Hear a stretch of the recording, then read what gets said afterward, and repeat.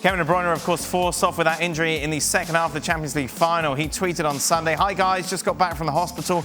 My diagnosis is acute nose bone fracture and left orbital fracture. I feel okay now, still disappointed about yesterday, obviously, but we will be back." Rudiger then tweeted, "I'm really sorry for Kevin De Bruyne's injury. Of course, this was not intentional from me. I've already been in touch with Kevin personally and I really wish him a speedy recovery and hope we can see him back on the pitch very soon again." Now, this is what Roberto Martinez had to say about the challenge.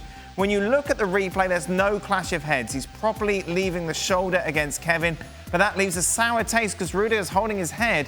It's almost that he wants to show that he's hiding something. For me, it was excessive force and it was reckless and it should have been a red card." Well, as promised, Don and Stevie with us. Stevie, should it have been a red card?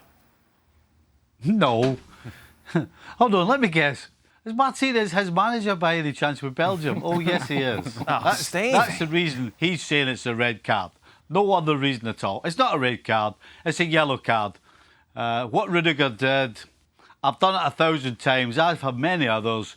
You just stay in the way and block the run. And the fact that De Bruyne has run into him with the side of his face isn't really Rudiger's fault. So, yes, Rudiger gets the yellow. He deserved the yellow. It is not a red whatsoever. So is it De Bruyne's fault that he broke his face, Stevie? Yes. Wow. What? Well, yeah, you've got to have your wits about you. You've got to know when somebody's going to try and block you or somebody's going to have a go at you or pull you or grab you. So, yes, in some ways, De Bruyne just shut down, was too busy watching the ball. You've got to look after yourself on the field. Don, should it have been a red card? Well, according to Stevie, De Bruyne probably should have deserved a yellow card for causing all the damage. No, it's not a red card. It's not. Pros do this 1,000 times a game. You just stand your ground. What Rudiger's done, Dan, he knows exactly what he's doing in terms of blocking them off, but there's no fault of Rudiger breaking a nose or a cheekbone. It's not intentional. That was just an accident. It was a freak accident that happens once in a blue moon. Yes, it was a foul. Yes, it was a yellow card. But I agree with Stevie. Martinez is just looking after his player. So Don agrees with me. It's De Bruyne's own fault. No, I didn't say that. I didn't think this would be the course in which the conversation would go. Ali, red card? No, not a red card. I agree with the assessment of Stevie and Don on what Rudiger is doing. I disagree entirely and completely with the fact that now all of a sudden this is Kevin De Bruyne's fault. That is not an argument that I'm going to sign up for. But I would say that Rudiger, he knows exactly what he's doing, but it's not worthy of a red card. Now, obviously, we discussed a lot, haven't we, over the last couple of days, the decision not to play Fernandinho or Rodri. Now, this is what the ESPN research group came up with tonight. This, obviously, before kickoff, will be Manchester City's 61st match this season in all competitions, but it's only the second time that neither Rodri nor Fernandinho have started for the club. The only other match in the Champions League group stage against Olympiacos, which they won 3-0.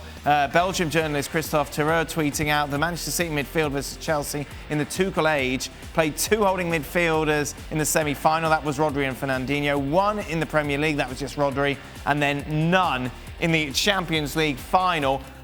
Stevie, they of course lost all three. Stevie, it's the first time we've really had the chance to speak to you about that decision. Are we making too much of it? How much is down to that selection affecting the rest of the group and the way in which City played? No, I don't think we're making too much of it at all. I was shocked. I thought both of them would play, both Rodri and Fernandinho, and then have Gundogan sitting in front with De Bruyne being the false nine. I certainly didn't think Sterling would start either, but as far as the middle of the park, I was shocked. You know, at the end of the day, you need to control the middle of the park, and when he played those three, they absolutely dominated. Plus, you've got the goal threat of Gundogan coming from midfield. So I was surprised. I was shocked. It didn't work. Yeah, I think that was a big mistake. Don? I totally agree. I mean, the knock-on effect of Gundogan playing as a holding midfield player, he's Man City's top scorer this season with 17 goals. So you need a holding midfield player. The other surprise was Zinchenko starting. I know he's had a good end to the season, but Cancelo, if you're going to dominate the ball, would have been a better option at left-back. And the fact that Ferran Torres didn't even make it on the pitch towards the end, nor Cancelo. It was a little bit strange, really, Pep using 3 substitutions when he could have brought Cancelo on and Torres on for a bit more pace. I understood the Raheem Sterling one. The one I couldn't get my head around was why Bernardo Silva started. I was watching that game unfold in the first 15, 20 minutes, half an hour, and I'm thinking, the guy's talented. You know, he's got a wand of a left foot. He can control the ball. But he's not got no pace. He can't go past anyone. And he couldn't really get going in the game. De Bruyne couldn't get going neither. And I think it's one of them games, Dan, where I think you analyse the Man City performance and the selection to death, and rightly so, but got to give Chelsea credit. I mean, there was a stat on BT. The guy showed it on BT. Between the back line of Chelsea, the back 5 of Chelsea and Timo Werner, it was 17 metres. So there was no room for Man City to play through. And Chelsea played an incredible game. They were absolutely superb. And Man City could have still been playing now, and they still wouldn't have scored. Chelsea were that good.